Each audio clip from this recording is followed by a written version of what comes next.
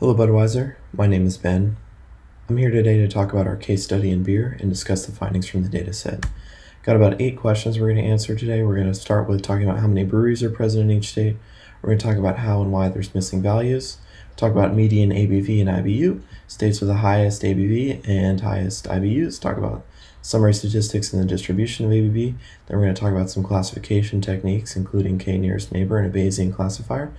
And then we're going to talk about another relationship present in the data.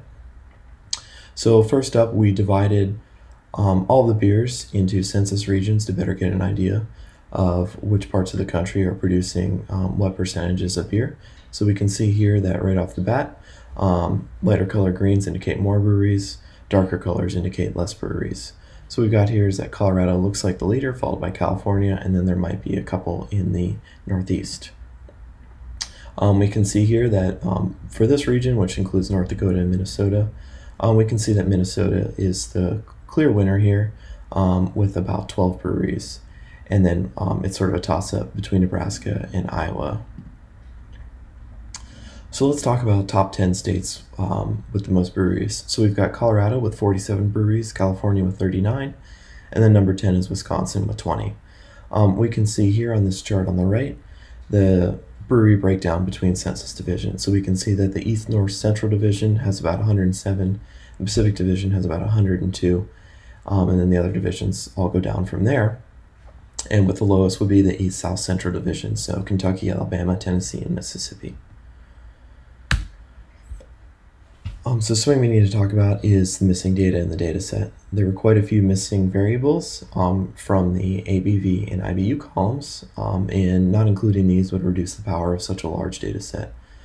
Fortunately, there were over 100 styles present in the data, so this gave us a really good opportunity to estimate style parameters, notably ABV and IBU. So what did we do? We found the mean ABV and IBU for each beer style. We inserted this new value for each style in each NA according to the beer style. And because we had such large beer sample sizes of the beers, they actually estimated the missing values with a surprisingly high degree of accuracy. We know this because we randomly sampled a few beers that we knew we had imputed the data for and checked them against the brewery data, and it turned out that we did this with a high degree of precision. So let's go ahead and talk about the median ABV for all states.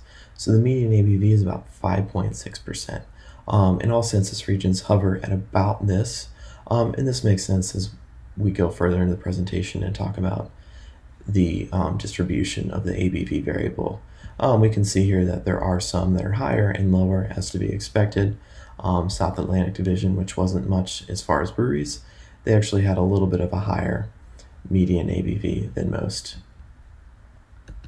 Next up, we've got median IBU for all states. This is going to be a higher number because it's measured on a different scale. So the median IBU for all states is about 34, which, given this census region breakdown, is not all that unsurprising. We've got some hovering in the 20s, and then most of them are hanging out around 33 to 35. So next up, we're going to talk about a relationship potentially between IBU and ABV. So we can see here that when we plot the data, so we have IBU on this axis right here and ABV on this axis right here, and we plot a line between the two, there's clear visual evidence for a relationship. And it turns out mathematically there's evidence for this relationship as well too. But what does this relationship tell us? A really interesting thing is that we can fairly accurately predict alcohol by volume based solely on international bitterness units. And we've done this with just a simple linear regression model. And a really interesting thing is that we can interpolate with the data and predict ABV based solely on IBU.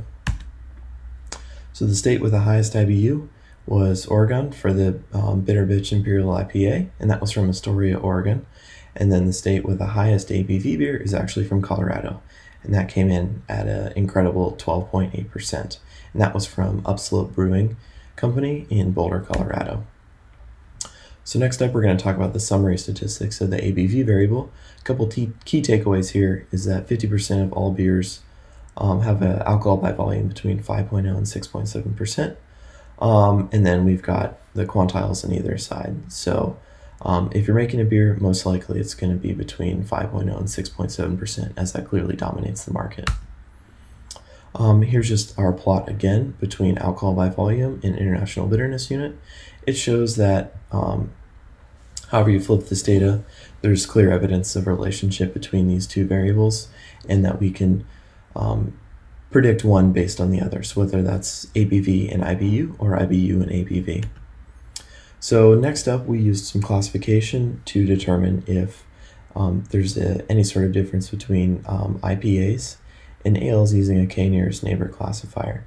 And it turns out that these classifiers do exceptionally well at classifying IPAs and all other types of ales. In fact, a k-nearest neighbor classified about 87% accuracy. So that means between all IPAs and ales, we can predict with 87% accuracy that the classifier will get it right. Bayesian classifier comes in at exactly the same, a little bit of a different method, but it still validates our data. So we can see here that there's also a pretty clear relationship still with IBU and ABV, and it shows exactly how little overlap there actually is. So this is a really great problem for a classifier. So next up, we just wanted to see if there's a relationship between style and IBU. And it turns out we've got a little bit of visual evidence between style. We'll zoom in on that plot. So right here, we can see that there's pretty clear evidence of a relationship between IBU and beer style. So we investigated that statistically, and we saw that our assumptions were made, and just like ABV and IBU, we can predict one from another. So finally, our key takeaways are that the East, North, Central, and Pacific divisions have actually the highest number of breweries. 50% of all beers are between 5.0 and 6.7%. Classification, it's really easy to distinguish IPAs from ales. And then certain beer elements can be shown to have a mathematically sound relationship, so we can talk about one thing based on another.